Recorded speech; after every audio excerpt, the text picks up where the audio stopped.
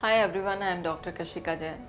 और मैं बात करने वाली हूँ रिलेशनशिप ओसीडी के बारे में। रिलेशनशिप ओसीडी में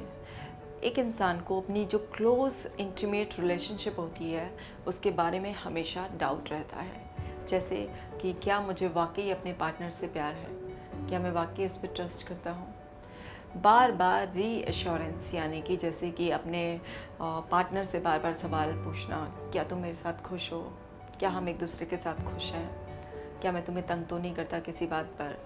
इस तरीके के सवालों का बार बार रिपीटेडली अपने पार्टनर से पूछना या फिर इसकी मेंटल रिहर्सल करते रहना, बार बार इस तरीके के थॉट्स आना कि क्या मैं सही पार्टनर के साथ हूँ,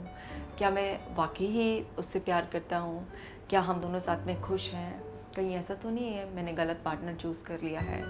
या कई बार आपकी कोई पास्ट रिलेशनशिप भी होती है और उसके बारे में आपको कोई ख्याल आ गया या याद आ गई तो अपने ऊपर ही डाउट करना कि अगर मुझे अपने उस पार्टनर की याद आई है तो फिर मैं इस पार्टनर के साथ क्या कर रहा हूँ, और कहीं ऐसा तो नहीं है मेरा डिसीजन गलत हो गया था और मेरे को जो अटैचमेंट था वो मेरे पुराने पार्टनर से ही था और इस पार्टनर को मैंने गलत चूज़ कर लिया है। बार बार उनके दिमाग में इस तरीके के कुछ रिपीटेड थॉट्स आते हैं,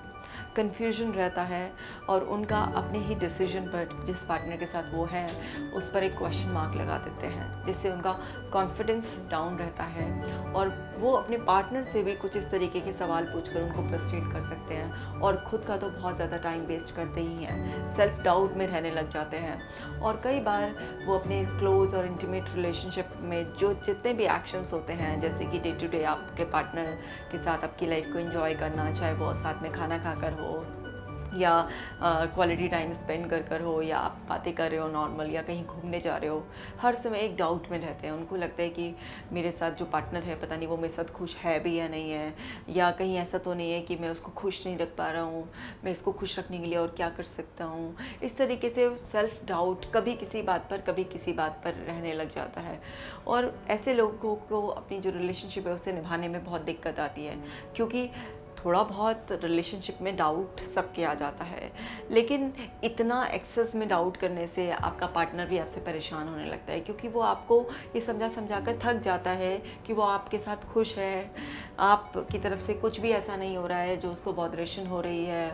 और वो इंसान आपको कॉन्फिडेंस दिलाने की कोशिश करता है, कभी वो आपसे प्यार से बात कर कभी किसी और तरीके से, लेकिन वो पर्सन सेल्फ डाउट में रहता ही है। उसको कितना भी कन्विंस करने की कोशिश कर लो कि सामने वाला आपके साथ खुश है, लेकिन उसको हमेशा डाउट रहता है। उसको लगता है कि शायद मैं अपना 100% नहीं दे पा रहा हूँ और मेरा पार्टनर जो है वो कहीं किसी वजह से मुझे छोड़कर ना चला जाए। वो हमेशा अपनी रिलेशनशिप को दूसरों की रिलेशनशिप से कंपेयर करते रहेंगे। सपोज़ मॉल में भी कहीं जा रहे हैं और देखेंगे कि कोई कपल हाथ में हाथ डाल के चल रहा है और हंस के बातें कर रहे हैं, तो ये मेरे पार्टनर ने तो कभी मुझसे ऐसे हंस की बात नहीं की, उसने तो कभी मेरे हाथ के में हाथ डाल कर नहीं जो ना चले। और अगर वो भी सेम वैसा कर रहे हैं, सपोज़ वो भी हाथ पकड़ के चल रहे हैं, तो देखो वो कितने हंस रहे थे, वो कितने खुश लग रहे थे। हम तो इतने खुश नहीं लग रहे हैं, हम तो ऐसे नहीं हंस रहे हैं, मेरा पार्टनर तो मुझे ऐसे नहीं देख रहा है। तरह तरह की कोई भी इंट्रूसिव थॉट्स, इन थॉट्स के अलावा भी कोई डिफरेंट थॉट्स आ सकती हैं। ज़रूरी नहीं है जो मैंने आपको 5-7 थॉट्स बताई हैं वही आएँ। मेरा कहने का मतलब ये है कि बेसिकली अपनी क्लोज रिलेशनशिप को लेकर एक इंसान के मन में रिपीटेडली डाउट वाले थॉट्स आते हैं। इसकी वजह से उनकी एंग्जाइटी बढ़ जाती है, उनका कॉन्फिडेंस डाउन हो जाता है, वो खुद भी अपना टाइम वेस्ट करते हैं, फ्रस्ट्रेट होते हैं, इरिटेट हो रहे होते हैं, उनको फियर भी रहता है कि कहीं उनका पार्टनर उनको छोड़ कर ना चला जाए, उनको गुस्सा भी आ रहा होता है अपने ऊपर। कई बार ऐसे पर्सन को समझ में आ रहा होता है कि उसके साथ कोई प्रॉब्लम है, ये नॉर्मल डाउट नहीं है,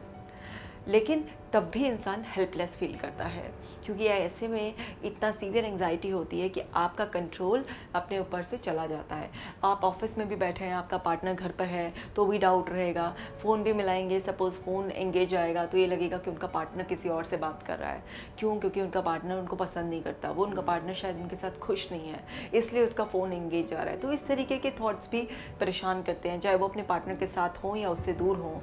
बट एक इंट्रूसिव थॉट की जो चेन है वो उनके दिमाग में चलती रहती है, तो उनकी जो वर्किंग है वो भी इफ़ेक्ट होती है। इवन वो कहीं ड्राइव कर रहे होते हैं तो उस वक्त भी थॉट्स उनको कैप्चर कर सकती हैं। तो तरह तरह के इसमें रिस्क आ जाते हैं और इससे डे टू डे लाइफ भी बहुत परेशानी में आ जाती है। तो इस तरह की ओसीडी के लिए भी आपको कंसल्ट करना चाहिए, क्योंकि अगर ये बहुत टाइम तक, महीनों सालों तक आपको ये परेशानी हो जाती है तो फिर और ओसीडी की तरह ये भी एक सीवियर फॉर्म ले लेती है। इसके ट्रीटमेंट की भी अगर हम बात करें तो इसमें भी कॉग्निटिव बिहेवियर थेरेपी है, डिफरेंट साइकोथेरेपीज़ हैं, एक्सरसाइजेज़ हैं, बहुत हेल्प करती हैं, हिप्नोथेरेपी बहुत हेल्प करती है। सो इस तरह से जो मैंने इस वीडियो में बताए हैं कि जो क्या लक्षण है रिलेशनशिप ओसीडी के और इसका क्या पॉसिबल इलाज है, इस तरह से आप अपनी आरओसीडी को भी ट्रीट कर सकते हैं। Stay connected.